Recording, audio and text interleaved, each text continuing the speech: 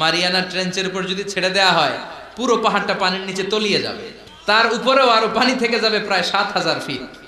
এই পৃথিবীর দ্বিতীয় গভীরতম মহাসাগরের নাম আটলান্টিক মহাসাগর। এই আটলান্টিক মহাসাগরকে ক্রস করে ইউরোপ থেকে আমেরিকায় যেতে হলে বিমানগুলো আড়াআড়ি ভাবে এই সাগরটাকে পাস করে যেতে হয়।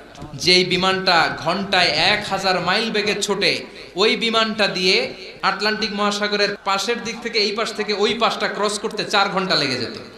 তার মানে আড়াআড়ি ভাবে আটলান্টিক মহাসাগর প্রায় ৪,০০০ মাইল। গোটা পৃথিবীতে স্থল হচ্ছে মাত্র ৩০ ভাগ, ৭০ ভাগ হচ্ছে জল।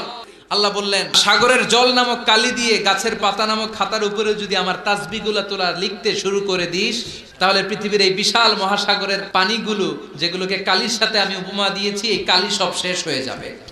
পৃথিবীতে যত গাছের পাতা আছে, যেগুলো দিয়ে তুই খাতা বানালি, খাতাও ফুরিয়ে যাবে, ফুরাবে না। শুধু আমার প্রশংসা চিৎকার করে বলেন ঠিক কিনা?